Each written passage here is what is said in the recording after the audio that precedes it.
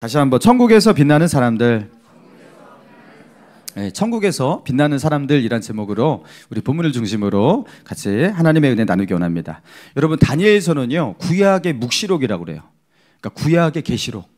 신약 성경에서 그 내세에 대해서, 천국에 대해서 그렇게 가장 많이 계시하고 있는 것이 요한계시록이죠. 자, 그런데 이 구약 성경에서는요 그게 다니엘서인 거예요. 다니엘서가 그런 하나님의 그 계시, 그걸 다루고 있습니다. 다니엘서가 1장에서 6장까지는 다니엘을 주인공으로 하는 그 바벨론에서, 그 사로잡혀간 그 바벨론에서 다니엘이 믿음으로 살아갈 때 겪게 되는 그 환난들, 그 속에서 경험하게 되는 어떤 그 하나님의 영광들, 그런 어떤 에피소드, 그런 역사들을 기록하고 있고요. 7장부터는 하나님께서 다니엘에게 환상을 주시고 그에게 계시를 하시거든요. 자, 그런데 그 환상과 그 계시라는 것은 다니엘 개인만 알아야 하는 그런 환상과 계시가 아니라 당시의 역사, 그리고 앞으로 있을 그 역사들, 세계의 역사들, 그리고 급기야 세계의 종말 속에 일어날 일들, 그 대환란, 그리고 임하게 될 천국과 하나님의 심판, 이런 것들을 다루고 있습니다. 여러분, 다니엘서가 굉장히 중요하죠. 자, 그리고 오늘 본문은 더더욱 중요합니다. 오늘 본문은 천국에 대한 아주 짧지만 천국에서 어떤 일이 일어날 것인지, 천국에 대해서 그렇게 말을 하고 있는 거예요. 구약 성경에서는요 천국을 다루고 지옥을 다루고 이런 장면이 거의 없어요. 별로 없어요. 내세에 관해서 가장 많은 정보를 우리에게 주신 분은 예수님입니다. 예수님이 천국, 지옥에 대해서 가장 많이 얘기하셨고, 예수님의 그 말씀을 통해서 우리가 천국이 무엇이며 지옥이 무엇인지를 많이 알게 된 거예요.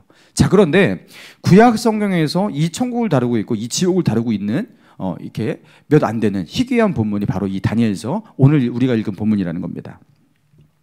자, 그래서 우리가 주의해서 봅시다. 자, 12장 1절 보니까 그때 내 민족을 호위하는 큰 군주 미가엘이 일어날 것이요 또 환란이 있으리니 이는 개국 이래로 그때까지 없던 환란일 것이며 그때에 내 백성 중 책에 기록된 모든 자가 구원을 받을 것이라. 자, 다니엘에게 하시는 말씀이에요. 자, 그때에 내 민족을 호위하는 큰 군주 미가엘이 일어날 것이다. 큰 환란이 있을 것이다. 자, 여기서 내 민족, 이 다니엘의 민족인 유대 민족을 말할까요? 그 유대 민족을 보호하는 군주 미가엘. 여러분, 미가엘은 천사장 미가엘입니다. 그러니까 천사들을 그렇게 위에서 천사들의 리더가 되고 있는 천사장 미가엘. 이 미가엘이 다니엘서 앞부분에서도 그렇게 몇 번 나왔었는데요. 천사장이에요.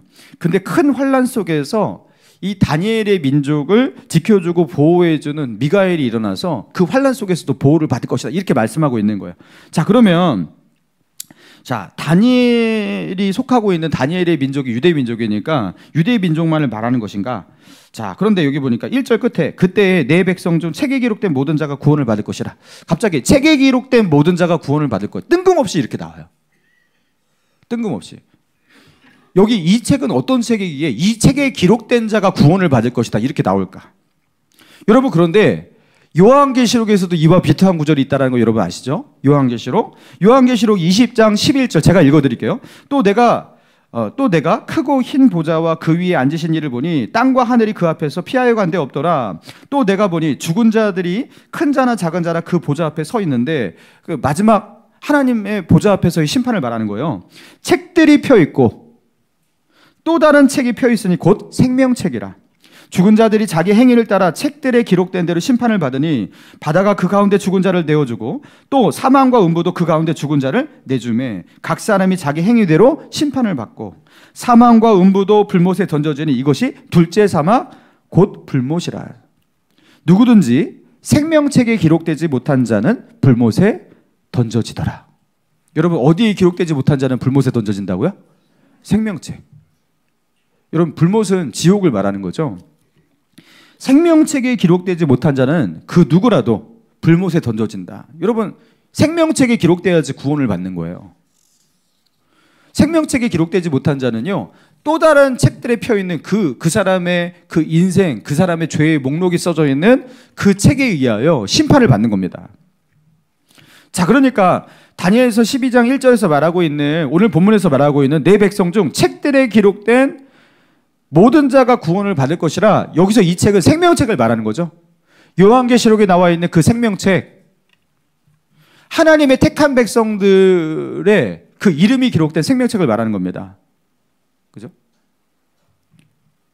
자, 그러니까 다니엘이 살았던 그 시대로부터 약 600년이 흐르고 난 뒤에 요한 사도에게 그 반모섬에서 하나님께서 요한 사도에게 계시를 주셔서 요한계시록에 써졌던 것인데요.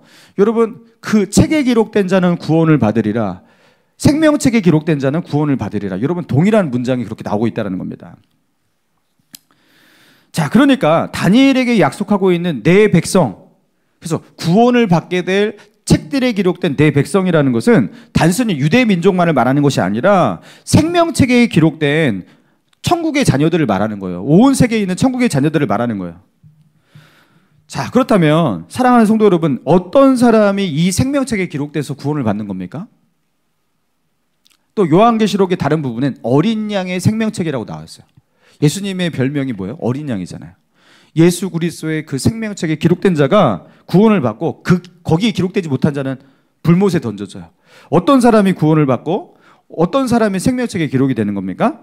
자, 로마서 10장 9절입니다. 제가 읽어드릴게요. 내가 만일 내 입으로 예수를 주로 시인하며 또 하나님께서 그를 죽은 자 가운데서 살린 것을 내 마음에 믿으면 구원을 받으리니, 사람이 마음으로 믿어 의에 이르고 입으로 시인하여 구원에 이르느니라.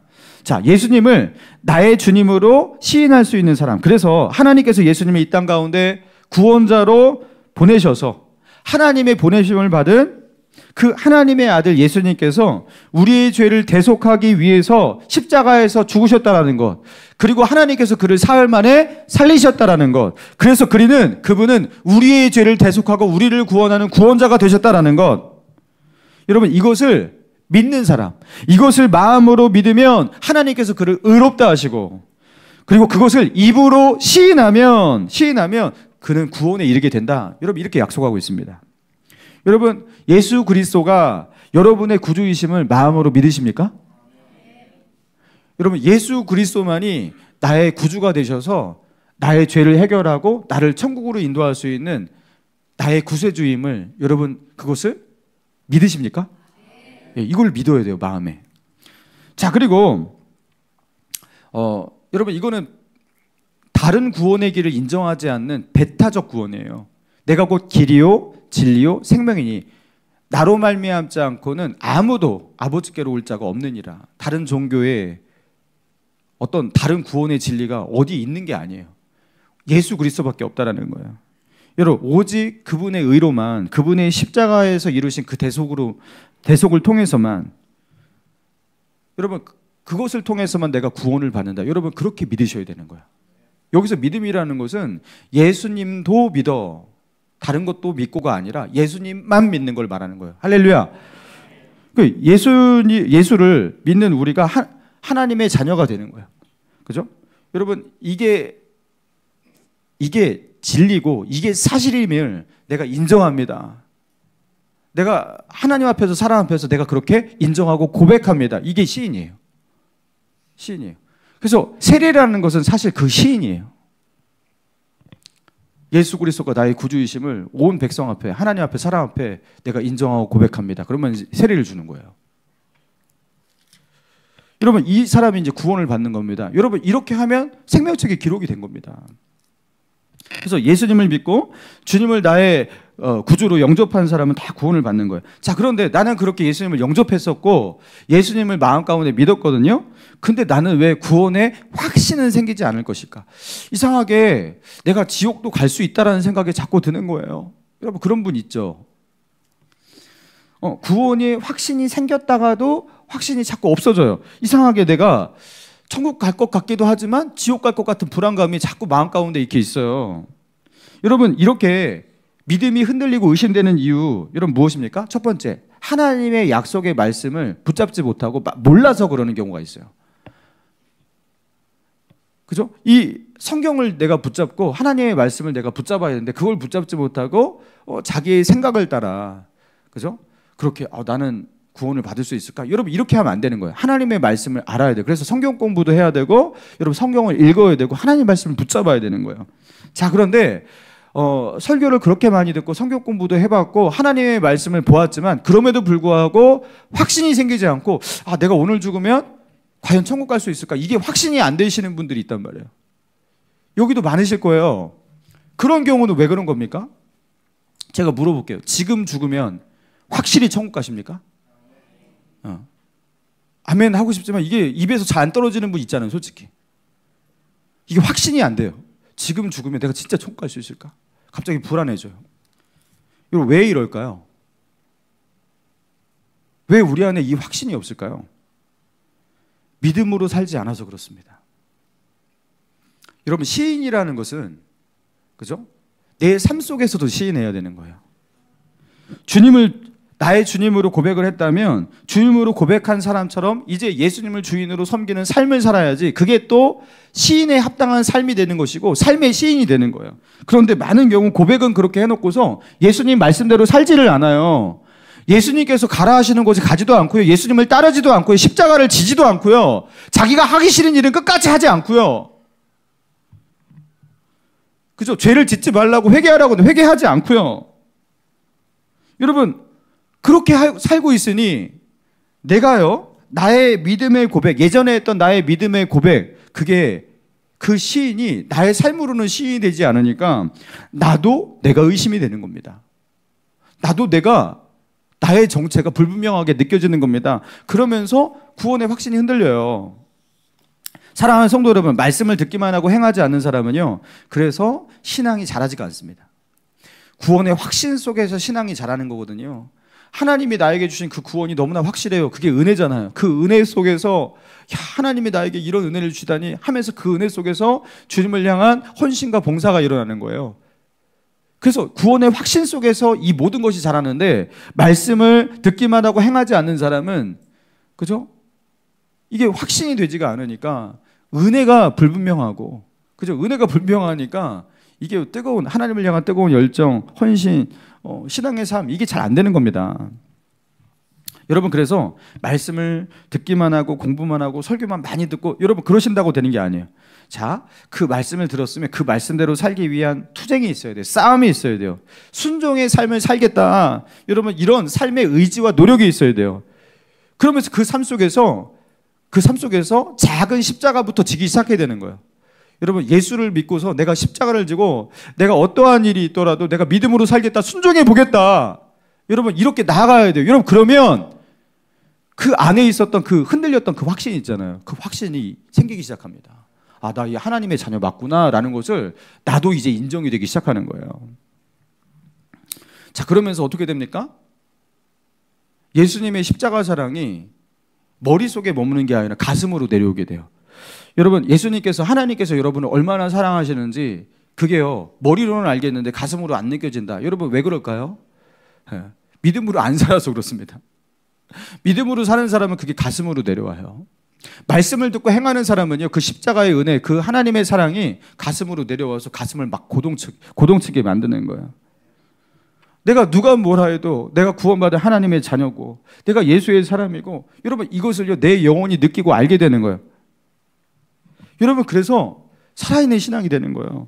여러분 말씀을 듣기만 한다고 그것이 나의 말씀이 된 게 아닙니다. 여기서 아멘 했다고 그게 나의 것이 된 게 아닙니다. 그것을 실천하는 자리로 나아가야 돼요. 결단을 해야 돼요. 예. 돌밭에 멀면 안 돼요. 그 말씀대로 살기 위해서 내가 헌신을 각오해야 돼요. 자, 그래서 반석 위의 신앙이 되는 거예요. 무너지지 않는 진짜 신앙이 되는 거예요. 확신의 신앙이 되는 거예요. 아, 그럼 내가 생명책에 기록된 사람이구나. 이렇게 되는 거예요. 할렐루야. 예. 여러분 생명책에 기록된 하나님의 자녀. 여러분 그게 분명한데도 그게 흔들리는 자가 되지 마시기 바랍니다. 자, 그리고 2절입니다. 2절 같이 한번 읽어봅시다. 시작. 땅의 티끌 가운데에서 자는 자 중에서 많은 사람이 깨어나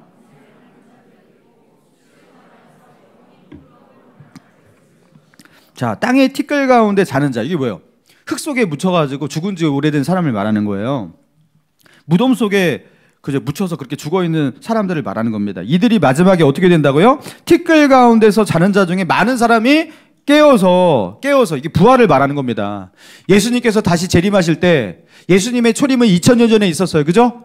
그 예수님이 승천하셨어요. 근데 예수님이 승천하시면서 어떻게 했어요? 내가 올라가는 이 모습 그대로 다시 오리라 그랬어요.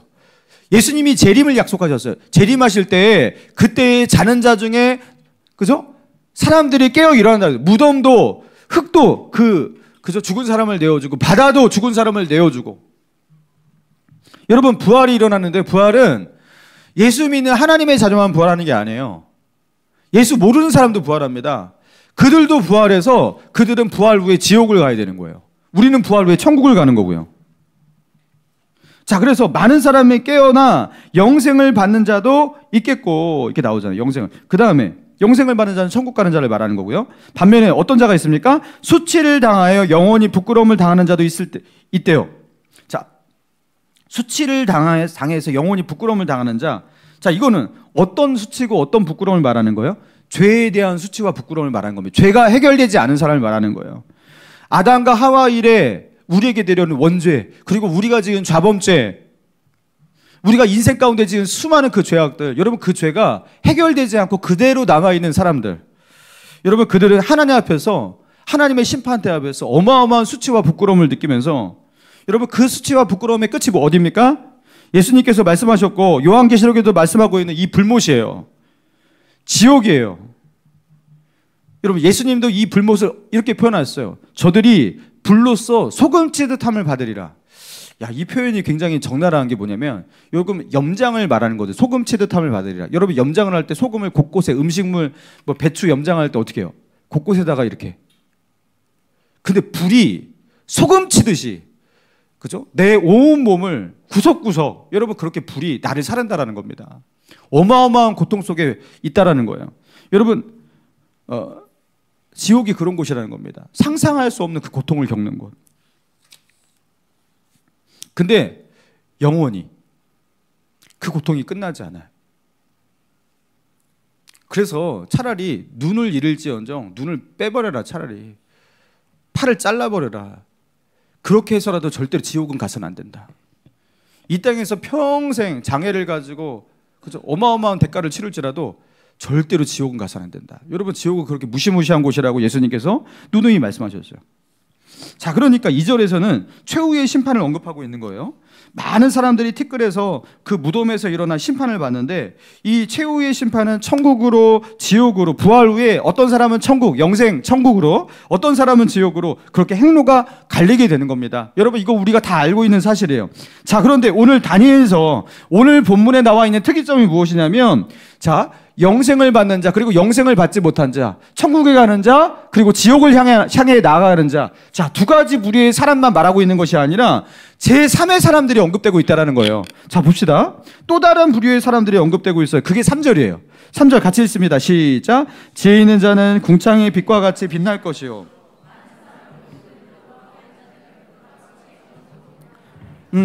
자, 영생을 얻지 못하고 지옥 가는 자, 그리고 영생을 얻고 천국 가는 자, 이렇게 말을 했으면 끝이 나야 되는데 3절에서 갑자기 지혜 있는 자는 궁창의 빛과 같이 빛날 것이고 많은 사람을 옳은 대로 돌아오게 한 자는 별과 같이 영원토록 빛나리라.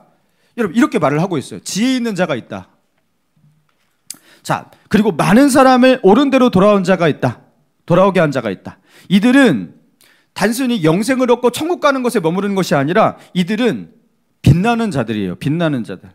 자, 이들은 어떻게 된다고요? 지혜 있는 자는 궁창의 빛과 같이 빛날 것이요. 아마도 이 궁창의 빛이라고 한다면 우리가 가장 빛나는 게 태양이잖아요. 그죠? 그래서 궁창의 빛, 요게 이제 광채라고 번역이 되기도 하거든요. 그러니까 태양과 같이 그렇게 빛날 것이요. 이런 표현이에요. 자, 그리고 많은 사람을 옳은 대로 돌아오게 한 자는 별과 같이 영원토록 빛나리라. 이거는 이제 이 빛이 끝나지 않는 빛이라는 거예요. 영원토록 빛나게 하신대요. 여러분 천국 가면 되는 줄 알았는데 그냥 천국만 가면 되는 줄 알았거든요. 근데 이게 갑자기 제3의 부류가 있는 거예요. 천국만 들어가면 성공한 거 아닌가? 여러분 우리 그렇게 생각하면서 천국만 일단 들어가자. 이게 마치 어떤 그 심리와 같냐면 여러분 운전면허 딸 때 꼭 100점을 맞으려고 하지 않잖아요. 그죠? 운전면허 시험 다 이렇게 해보신 분들이 많을 거예요. 뭐 2종은 60점, 1종은 70점 아직도 그럽니까? 필리시요? 그렇게 알고 있어요 저는. 그래서 운전면허 시험을 굳이 나는 올백을 맞아야겠어, 100점을 맞아야겠어 이렇게 하지 않는단 말이에요. 저도 그렇게 했습니다. 적당히 공부하고 한 80점 정도 맞아가지고 그것만 넘자 그렇게 했어요. 그래서 몇 번 보고 가갖고 진짜 그렇게 맞았어요. 그냥 몇 개 틀린 것 같더라고요. 그런데 나중에요 면허증은 똑같이 나와요. 그러니까 이게 100점 맞았다고 뭐 자랑할 것도 없고 면허증이 똑같은데 그죠? 이 차별이 없어요. 그러니까 커트라인만 넘기면 돼요. 다 똑같은 거예요. 천국을 그렇게 이해하는 사람들이 꽤 많다라는 겁니다. 아, 그러니까 천국만 가면 돼. 문턱만 넘으면 된다. 예수 믿고 천국만 가면 된다. 그리고 천국에서 수혜는 똑같이 받는 것이다. 자, 이렇게 생각하고 때로는 이렇게 가르치는, 이단적으로 가르치는, 천국을 그렇게 설명하고 있는 그런 신학자라는 목회자들도 덜어 있습니다. 성경은 전혀 그렇게 말하고 있지 않은데도요. 자, 그러면서 천국을 굉장히 안일하게 막연하게 바라보고 준비하고 있는 그런 하나님의 백성들이 있다라는 거예요. 여러분, 그런데 다니엘서에서 분명히 오늘 본문에서 말하고 있잖아요. 영생을 얻는 자 중에 그죠? 그냥 천국에 들어간 이들과 구별되는 빛나는 자들이 있다. 궁창의 빛과 같이 하늘의 별과 같이 그렇게 빛나는 자들이 있다. 자, 3절을 조금 더 주목해 봅시다. 지혜 있는 자는 궁창의 빛과 같이 빛날 것이요. 여러분, 지혜 있는 자 누구를 말합니까? 여기서 말하는 이 지혜라는 뭘 말하는 거예요? 이게 세상적 지혜를 말하겠습니까? 세상에서 공부 잘하는 지혜? 돈 많이 벌기에 필요한 그런 지혜? 여러분, 그거를 성경에서는 지혜라고 하지 않아요. 여러분, 계속 잠언서를 우리가 강해 새벽 예배 때 하고 있잖아요. 잠언서에서 말하고 있는 그 지혜 명철이라는 게 뭐예요? 세상의 처세술이 아니었잖아요. 하나님을 알고 하나님의 뜻을 알고 그래서 하나님이 통치하시는 이 세상에서 어떻게 살아야 할지를 아는 것을 지혜라고 하고 명철이라고 합니다. 그래서 하나님을 아는 것이 지혜와 명철의 근본이 되고 모든 것이 된다고 잠언서에서는 계속해서 말하고 있는 거예요. 그래서 하나님이 다스리는 이 세상 속에서 내가 어떻게 살아야 되는지, 하나님이 원하시는 하나님의 뜻이 무엇인지, 하나님이 바라시는 것이 무엇인지, 여러분 그것을 아는 것, 여러분 이게 지혜입니다.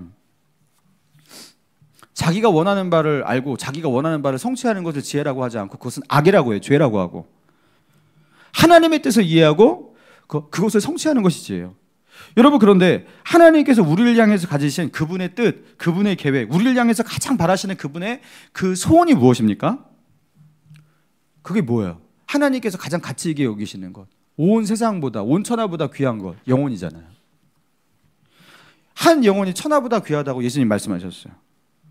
여러분, 그러니까 지혜 있는 사람이라는 것은 많은 사람을 옳은 대로 돌아오게 하는 이 사람과 같은 사람이에요. 지혜로운 사람은 자신이 가지고 있는 그 진리, 그 지혜를 독차지하지 않아요. 그거는 멍청한 거죠. 그 지혜로운 사람은 그 지혜를 쉐어합니다. 그 지혜를 가지고 사람들을 구원합니다. 사랑하는 성도 여러분, 전도가 무엇입니까? 이 세상에서 하나님 모르고 천국도 지옥도 모르고 예수님도 모르고 헤매고 방황하고 있는 그 사람들 있잖아요. 그들을 진리의 길로, 그죠? 생명의 길로, 참 지혜의 길로 인도하는 거. 여러분, 그게 전도잖아요. 그러니까 다니엘서 이 12장 3절에서 이 말씀은요, 12장 3절의 이 말씀은 전도자에게 약속된 다른 차원의 영광을 말하는 겁니다. 놀랍지 않습니까? 전도하는 사람은 영혼 구원을 위해서 힘쓰고 그런 인생을 살아온 사람은 그냥 천국 백성이 아니라 천국에서 빛나는 사람이 돼요. 천국에서 빛나는 사람, 영원토록 빛나는 사람. 궁창의 빛처럼, 하늘에 떠 있는 그 빛처럼 영원히 빛나는, 영원히 쓰러지지 않는 그 빛을 하나님이 주신대요. 여러분, 그 연극을 관람하시거나 현장에 가서, 또는 뭐 이렇게 공연하는 그 가수의 그 공연을 현장에 가서 보신 분들, 직접 가서 보신 분들, 여러분 거기서 그 연극의 그 주인공을 맡은 주연 배우에게 여러분 이렇게 스포트라이트를 이렇게 비추지 않습니까? 그리고 이렇게 노래를 하면서 공연을 하고 있는 그 가수에게 이렇게 빛을 이렇게 비춰줘요. 그리고 그 가수에게 가장 화려하고 주목받는 그 옷을 입혀요. 여러분, 뒤에서 백댄서들에게 가장 화려하고 주목받는 옷을 입히지 않아요. 그죠? 그들은 좀 주목을 덜 받는 옷을 입혀요. 왜요? 주인공, 그죠? 이 스포트라이트를 받아야 될 그 가수가 주목을 받게 하기 위해서, 그죠? 그렇게 하는 거예요. 그들은, 그 백댄서들은 뒤에서 어떻게 보면 배경 역할을 하는 거예요. 그들을 절대 튀게 하지 않는다라는 겁니다. 왜입니까? 빛나야 할 사람은 따로 있기 때문에 그런 거예요. 노래하는 그 가수라든가 그 주연 배우, 그들을 빛나게 하기 위해서.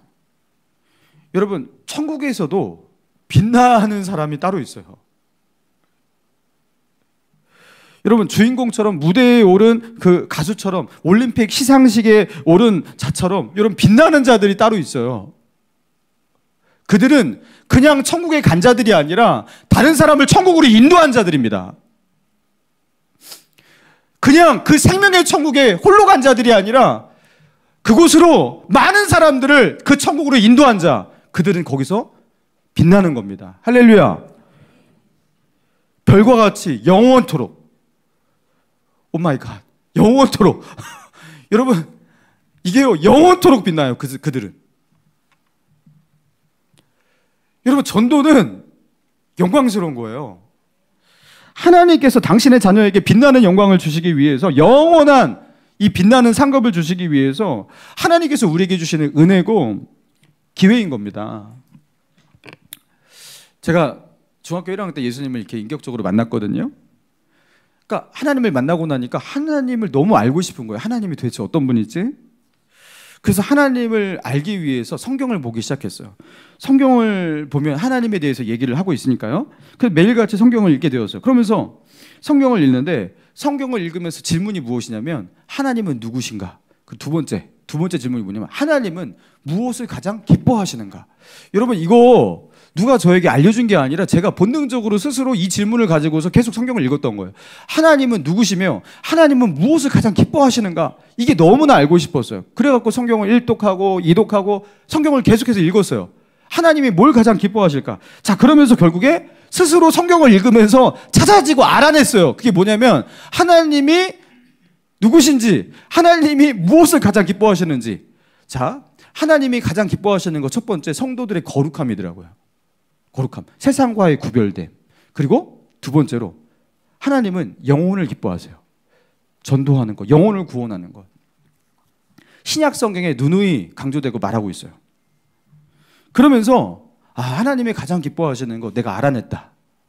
그러면서 그 당시에 이제 중학생 때 제가 나는 앞으로 어떤 직업을 가지고 어떤 꿈을 가지고 어떻게 살아야지 이렇게 막 고민하고 그럴 때가 아닙니까? 그러니까 그때 할 때 내가 하나님이 가장 기뻐하시는 것을 위해서 내가 내 인생을 그렇게 바쳐야겠다, 이런 생각을 하면서 이거 할까 저거 할까 막 고민을 하다가, 야, 돈 벌고 뭐하고 뭐 이런 것보다 내가 영혼 구원하는 이 일에 내가 힘쓰는 일을 하면 좋겠다. 그러면서 이제 생각해 보니까 목사를 한다든가 선교사를 하면은 그 일을 완전히 이렇게 내가 할 수 있겠더라고요. 그래서 나도 목사를 혹시 하면 안 되나? 나도 선교사 하면 안 되나? 이런 마음을 가지고 있는데, 이거는 아무나 하는 게 아니잖아요. 하나님이 부르심이 있어야 되잖아요. 소명이 있어요. 그러니까 나는 내가 이게 뭐 내 마음대로 할 수 있는 게 아닌데, 이러다가 고등학교 들어갈 때쯤에 그때 막 기도하면서 소명을 받게 된 거예요. 하나님의 부르심이 있었어요. 자, 그러면서 이제 제가 이제 사역자의 길로 가게 되었습니다. 목사가 되었습니다. 그러면서 성경을 연구하고 보다가 보니까요, 여러분, 성경에는요, 성직자가 주인공인 경우가 거의 없어요. 성직자가 주인공인 경우가 없어요. 대부분이 평신도입니다. 성경에 나와 있는 아브라함, 이삭, 야곱부터 해갖고 노아부터 해갖고 모든 대부분의 뭐 다윗부터 해갖고 다 평신도입니다. 성경 역사의 주인공들은 죄다 평신도였어요. 선지자가 주인공이 되는 경우 여러분 별로 없어요. 이게 엘리야, 엘리사 정도, 뭐 사무엘, 뭐 이 정도 별로 없어요. 대부분 평신도입니다. 하나님께서 이 성경의 이 역사를 써내려갈 때 평신도를 주인공으로 대부분 써내려갔다라는 거예요. 여러분, 그러면서 제가요, 많은 생각이 달라지기 시작했어요. 그리고 복음 전하려 보니까요, 오히려 평신도가 복음 전하기가 훨씬 유리해요. 세상과 맞닿아 있고 많은 불신자들과 접촉해 있고, 그죠? 그러니까 하나님이 기뻐하시는 이 일을 하기 위해서 가장 적합한 게 꼭 이게 성직자가 아니더라는 것을 이제 알게 되었어요. 그래서 여러분, 왕 같은 제사장으로, 여러분 거룩한 직분으로 여러분 부르심을 받은 거룩한 평신도입니다. 할렐루야. 전도자로 부름받았어요. 그래서 예수님께서 그랬잖아요. 너희는 세상의 빛이라 소금이라. 그죠? 세상 속에 우리가 들어가서 그들에게 소금이 되고 빛이 되어서 그들을 하나님께로 인도해야 되는 거예요. 사랑하는 성도 여러분, 영혼구원을 위해서, 전도를 위해서 여러분의 삶을 들으시기 바랍니다. 여러분, 내가 이제 남은 인생 무엇을 위해 살아야 되는가? 여러분, 돈이라는 것은 적당히 있으면 되는 거잖아요. 뭐 지나치게 많이 써봐야 쓰지도 못할 거. 여러분, 그거 가지고서 뭐 자녀들에게 유산 많이 남겨주면 자녀들이 엄청나게 고마워해지고 그들이 잘 삽니까? 그것 때문에 더 오히려 안 되는 경우가 많아요. 여러분, 주님을 위해서 사시기 바랍니다. 주님을 위해서. 여러분의 인생을 주님께 드리시기 바랍니다. 마태복음 10장 40절에 보니까 너희를 영접하는 자는, 제자들을 말하는 거, 제자들을 영접하는 자는 나를 영접하는 것이요, 나를 영접하는 자는 나 보내신 이를 영접하는 것이니라. 선지자의 이름으로 선지자를 영접하면 선지자의 상을 받을 것이요, 의인의 이름으로 의인을 영접하는 자는 의인의 상을 받을 것이요, 또 누구든지 제자의 이름으로 이 작은 자 중에 하나에게 냉수 한 그릇이라도 주는 자는 내가 진실로 너희에게 이르노니 그 사람이 결단코 상을 잃지 아니하리라. 여러분, 이게 무슨 말이냐면요, 하나님은 전도하는 사람에게도 상을 주시지만 전도하는 사람을 옆에서 돕는 자에게도 상을 주신대요. 그래서 제자의 이름으로, 이 사람이 제자야, 예수님의 제자야. 제자들은 복음을 전하잖아요. 이 복음을 전하는 이 제자를 내가 제자니까 내가 잘 대접해야 돼 하면서 그 사람에게 물 한 그릇을 떠주면 그것도 절대로 상을 잃지 아니하리라. 이렇게 말씀하셨어요. 자, 그러니까 여러분, 지금부터 열심히 물을 떠오라는 게 아니라 열심히 옆에 있는 사람에게 물 떠주는 게 아니라 하물며 이것도 상을 잃지 않는데 복음을 전하는 자에게 그 상이 얼마나 대단하겠냐라는 거예요. 하나님은 복음을 전하고 영혼 구원하는 이 일을 감당하는 사람에게는요, 하나님께서 엄청난 상을 주신다라는 거예요. 여러분, 전도는 하나님의 약속된 너무나 분명한 상이 있는 겁니다. 제가 이렇게 말을 했어요. 여러분에게 분명히 말을 했고, 천국 가서 전도가 가장 큰 상이고 영원토록 빛나는 상이고, 이거 다 얘기했어요. 분명히 이렇게 얘기했는데도 황당하네. 천국 가서 나는 여기에 있고 저기 저렇게 별처럼 빛나는 사람은 누구야? 이렇게 말하지 마시기 바랍니다. 천국 가서 후회하지 마시라고요. 당황하지 마시라고요. 분명히 천국은 그렇게 될 것이라고 여기 분명히 나열했고 저도 선포를 했으니까. 천국 가서 굉장히 당황스러운 일이 펼쳐지실 거예요. 천국은 물론 천국이에요. 그렇지만 그곳에서 하나님이 주신 상급이 얼마나, 그죠? 우리가 행한 대로 갚으리라고 했잖아요. 행한 대로 갚으리라. 하나님의 그 공의가 천국에서도 얼마나 분명한지 여러분 분명히 우리는 보게 될 거예요. 여러분, 전도는 우리의 삶을 영적으로 바꾸는데요, 전도할 생각이 없이 살아갈 때는요, 아파트에서도 뭐 마트에서도 식당에서도 사람들의 얼굴이 보이지 않았거든요. 왜요? 관심이 없으니까요. 근데 전도를 하겠다라는 생각을 품은 그 순간부터 이상하게 사람들의 얼굴이 보이기 시작합니다. 그리고 사람들에게 인사를 건네기 시작합니다. 그리고 그 사람들을 인사하고서 어느 순간부터 좋은 말을 건네기 시작하고 관계를 맺으려고 시도하기 시작합니다. 전도하기 전에는 사람과 관계 맺는 것이 굉장히 부담스럽고 피하려고 하고 그냥 혼자 그냥 혼자 집에서 그냥 커피 마시면서, 그죠? 혼자 여유로운 시간을 보내면서 혼자 있는 시간을 즐거워하고, 그죠? 유튜브 보고 넷플릭스 보고 그렇게 사는 게 즐거움이라고 생각하고 그렇게 살았거든요. 근데 전도하려고 하니까 그렇게 살면 안 돼요. 관계를 맺으려고 합니다. 사람들에게 다가가려고 합니다. 사람들에게 호의를 얻으려고 하고 그들에게 호의를 얻는 말을 건네려고 합니다. 그럼 말도 이쁘게 해야 되거든요. 말도. 그래서 복음 전하려니까 내 내면에 힘이 딸리잖아요. 그러니까 이걸 어떻게 할까 하다가 기도하게 됩니다. 여러분, 기도는 그냥 문제가 많은 사람이 기도하는 게 아니라 전도하려고 하다가 기도하게 되는 거예요. 전도하려고 하다가 주님의 일을 감당하려고 하는데 감당할 힘이 나에게 없잖아요. 그러니까 기도를 하게 되는 거예요. 그러면서 성령 충만을 얻게 되는 겁니다. 이게 다 연결되는 거예요. 그래서 전도하려고 하다가 관계를 맺게 되고 그들을 복음으로 인도하려고 하는데 나에게 힘이 없으니까 기도하게 되고, 그러다가 하나님의 은혜를 더 잊게 되고 성령 충만 얻게 되고 은혜 속에 살게 되는 거예요. 그리고 하나님의 말씀을 붙들게 되고요, 내 영혼이 깨어나게 되고 새로워지게 되고 활력 있게 되고, 여러분 그렇게 되는 겁니다. 여러분, 전도가 이 모든 것의 열쇠예요. 여러분, 전도하지 않으면요, 내가 굳이 성령 충만해서 그렇게 깨어있는 신앙으로 살아야 될 이유가 없어요. 그냥 혼자만 깨어있으면 뭐합니까? 여러분, 전도할 때 내 영혼이 깨어나는 거예요. 내가 전도를 해야겠다 하는 순간부터, 그때부터 나는 이런 수준으로 있으면 안 되는 거거든요. 제가 그 몇 달 전에 그 한 목사님들의 모임 가운데서 같이 이렇게 식사하고 차 마시는 시간이 있었어요. 자, 근데 이제 거기에 모이는 이제 목사님들이 대부분이 이제 개척교회를 이렇게 하시고, 성도들이 몇 없는 개척교회, 작은 교회, 또 오래된 전통교회지만 성도들이 몇 없고 이렇게 침체된 그런 교회들 가운데 있는 교회들. 뭐 저희 교회도 뭐 그렇게 큰 교회는 아니지만, 거기서 이제 차를 마시다가 보통 이제 이렇게 거기 교회는 어떻습니까? 뭐 이런 얘기를 하잖아요. 하는데 다들 고민이 뭐냐면, 이 교회의 이 침체와 전도도 되지 않고 이런 상황을 어떻게 타개할지 모르고, 뭐 교회에 있는 성도들은 맨날 속썩이고, 목사님들의 뭐 이렇게 하소연은 다 비슷하거든요. 그러면 또 이제 제가 거기서 또 가만히 있지 않고 또 나서잖아요. 거기서 그럼 갑자기 또 가만히 있어야 되는데, 목사님 그렇지 않습니다. 전도하면 되거든요. 하면서부터 이렇게 제가 또 그래요. 전도하면 됩니다. 그럼 뭘 전도가 되냐요? 그래서 전도 옛날에도 됐듯이 지금도 똑같이 된다고. 꼭 전도 안 하는 사람이 전도가 안 된다고 한다고. 해봤냐고. 전도하면 된다고. 지금도 나아가서 노방전도가 어떻게 되냐. 노방전도가 된다고. 그게 계속해서 나가서 영혼들 접촉하면 옛날에도 됐듯이 지금도 똑같이 된다고. 사람은 크게 바뀌지 않았고 시대도 그렇게 바뀌지 않았다고. 그냥 안 된다고 생각하는 사람들의 말을 듣고서 사람들이 그렇게 여기는 것이지, 실제로 해보면 이게 된다고. 그래서 나가서 전도하면 된다고. 전도할 사람이 없대. 우리가 하면 된다고. 아니, 나하고 사모하고 둘이 하면 된다고. 그렇게 하면 되지 않겠냐고. 설교를 들을 사람이 없는데 왜 자꾸 설교 준비만 하고 있냐고. 그 설교를 들을 성도들이 없어요. 안 와요. 근데 왜 자꾸 설교 준비만 그거 안 하고 있냐고. 밖에 나가서 그때는 전도해야지. 하면 된다고. 어떻게 전도하냐고. 그러니까 제가 나가서 그냥 물티슈 주고 하면 된다고. 교회 오라고 하면 된다고. 그러면은 반응이 별로 시원찮아요. 이게 무슨 국영수 중심으로 열심히 공부해서 서울대 갔습니다, 이 말하고 똑같이 보는 거예요. 반응이 좋지가 않아요. 그러면 제가 이제 그 분위기를 느끼잖아요. 이게 반응이 안 좋다. 그러면서 이제 그만 말해야겠다. 내가 또 나댔구나. 그러면서 이제 같이 알겠습니다 하면서 이제 그냥 커피 마시고 그렇게 끝냈단 말이에요. 다시는 내가 이렇게 좀 나서지 말아야지. 뭐 교회 조금 뭐 이렇게 했다고 뭐 내가 이렇게 자랑하는 것 같고 그러네. 아유, 괜히 했다. 이렇게 하면서 또 후회하고 막 이렇게 했거든요.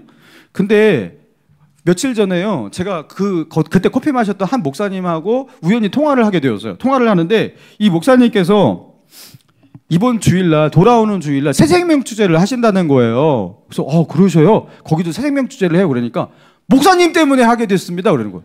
그때 커피 마시면서 자꾸 전도된다고 하셨잖아요. 그리고 우리 목감시님께 새생명 주제 한다고 그랬잖아요. 그래서 우리 교회도 새생명 주제 한번 해보기로 하고서 지금 몇 달 동안 계획하고서 지금 기도하고 전도하고 이렇게 하고 있는데요. 제가 도전을 그때 받아가지고 제가 성도들에게 그렇게 전도하라고, 새생명 주제 때 그냥 교회 좀 데리고 오라고, 그거 못 데리고 오냐고, 하루 데려오면 된다고 하면서 그렇게 전도를 독려하고 있고, 그리고 성도들도 전도에 그렇게 힘쓰기 시작했대요.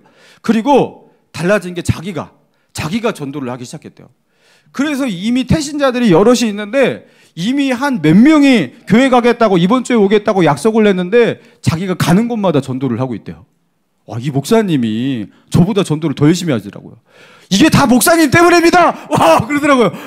그래서 그러면서 그 간증을 하시는데, 어떤 간증을 하시냐면, 아직 새생명죄를 뭐 하지도 않았고 뭐 새가족 등록이 있는 것도 아니지만 저희 교회가 달라지기 시작했습니다.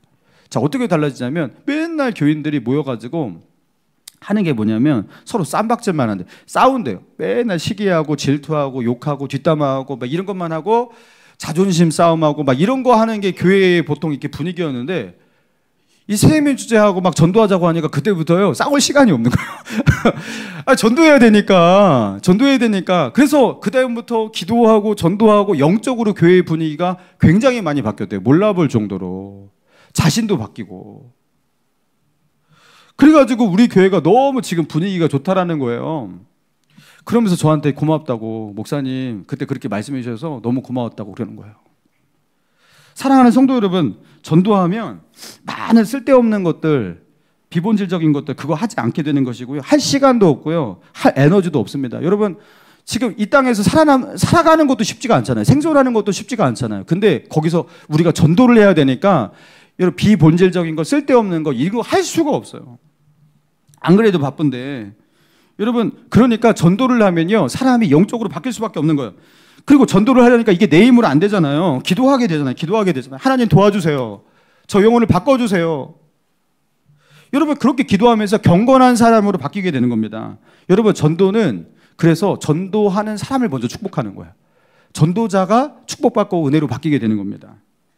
제가 어제도 이렇게 제가 아무튼 토요일 날에도 제가 시간을 내서 내가 좀 전도하리라 이렇게 작정을 했었거든요. 그래서 어제도 나가서 전도를 했어요. 이게 제 아내가 요새 이렇게 가을이 되니까 사람들이 광장에 별로 없더라고요. 그래서 언제 사람들이 많냐 그러니까 몇 시간대에 사람들이 많다 그래갖고 제가 딱 그 정보를 가지고서 딱 나가서 전도를 하는데 뭐 어제는 그렇게 이렇게 반응이 좋은 사람이 많지는 않았습니다. 제가 주는 이 물티슈를 그냥 살짝 희끗만 보고 그냥 다 지나가고 좀 관심 있어 보이는 사람이 별로 없더라고요. 그러다가 제가 품고 있는 태신자를 만났어요. 그래서 태신자에게 자 이제는 매달릴 때다. 한 주밖에 안 남았으니까 다음 주에 우리 생명축제인데 인간적으로 한번 나옵시다. 나옵시다. 그러니까 바쁘대요. 다음에 먼 훗날에 가겠대요. 그래서 그러지 마시고 이번 주에 한번 오자고. 이번에 생명축제인데 그냥 한 주만 오시라고. 1시간만 내어달라고 부탁을 했어요. 그러니까 굉장히 부담스러워요. 나중에 가겠다고 지금은 바쁘고 피곤하고 막 자기 너무 신경 쓰게 하지 말라고 막 이렇게 말을 해요. 제가 어떻게 합니까? 제발요. 제발요. 한 번만 와주세요. 그것도 안 돼요? 뭐 이렇게. 여러분 되게 유치하게 전도해요. 저 똑같아요. 제발요. 그냥 한 번만 와주세요. 한 번만 와주세요. 한 번만. 저 말고도 전도하는 사람 많이 있지 않으세요? 우리 교회 성도들이 가만두지 않을 텐데 막 그러면서 어차피 올 것 같은데 제발 한 번만 와주세요. 제가 설교하는 거 한 번만 들어주세요. 막 이러면서 막 전도를 하는 거예요. 매달리면서. 그러니까 가면서 이거 하지 말라고 막 이렇게 하면서 한 번만 안 달리니까 막 이러면서 계속 이렇게. 여러분 똑같습니다. 그냥. 근데 그분이 굉장히 부담스러워하면서 이렇게 이제 뿌리치면서 결국 갔지만 딱 이렇게 제가 교회 딱 이렇게 올라와서 제가 본당에 올라왔고 이렇게 기도를 하는데 본당이 아니라 이렇게 목양실에서 기도를 하는데 눈물이 나요. 하나님, 제가 저 영혼 제가 전도했습니다. 근데 내가 이렇게 열심히 하지만 하나님께서 결국에 마지막에 힘써 주셔야지 그 영혼들이 주께로 나오지. 내가 이거 어떻게 합니까? 나는 열심히 합니다. 제가 최선을 다하고 있습니다. 주님 도와주세요. 근데 이게요 너무 떳떳해요. 기도가 하나님 앞에 부끄럽지가 않아요. 물론 더 열심히는 해야겠지만 내가 전도를 안 하지 않잖아요. 전도를 하니까. 하나님, 저 바빠도 힘들어도 제가 이거 하겠습니다. 제발 좀 도와주세요. 그리고 우리 성도들 좀 도와주세요. 우리 전도하고 있는 우리 성도들을 좀 도와주세요. 기도하는데 눈물이 나요. 여러분 기도하는데 눈물 나시는 분 여기 많으세요? 하나님과의 관계가 그냥 굳어져가지고 눈물도 안 나고 감동도 없고 은혜도 없고 이러신 분 많잖아요. 여러분 전도를 하면요 이게 다 해결됩니다. 살아있는 신앙이 됩니다. 살아있는 신앙이 됩니다. 하나님의 은혜가 느껴져요. 하나님이 나 사랑하시는구나. 이게 그냥 알아져요. 하나님이 나와 함께 하시는 게 느껴지고. 여러분 전도는 천국에서 영원히 빛나게 되는 별이 되는 그런 은혜가 있기도 하지만 이 땅에서도 나의 삶을 영적으로 변화시키고 하나님과의 관계를 살아있게 만드는 살아있는 신앙으로 만드는 하나님의 축복이 이 전도예요. 할렐루야. 여러분 막연하게 천국을 기다리고 있지 말라는 겁니다. 그냥 천국 가는 사람만 되지 마시기 바랍니다. 여러분 그 천국으로 인도하는 사람이 되시기 바랍니다. 할렐루야. 길을 잃고 헤매는 영혼들, 절망 속에 있는 영혼들 너무나 많아요. 여러분 그들을 천국으로 인도하는 그 위대한 일, 가장 영광스러운 일, 그 일을 하면 하나님께서 하늘의 별처럼 영원토록 빛나게 해주신다고 했어요. 너만 천국 오지 않고 그 천국으로 많은 사람들의 손 붙잡고 그들을 인도했으니 너는 그 천국에서 빛나야 된다. 하늘의 별처럼 영원토록 빛나는 그날, 그 영광스러운 날, 기쁨으로 맞이할 수 있는 저와 여러분 되시기를 주님의 이름으로 축원합니다. 자, 우리 찬양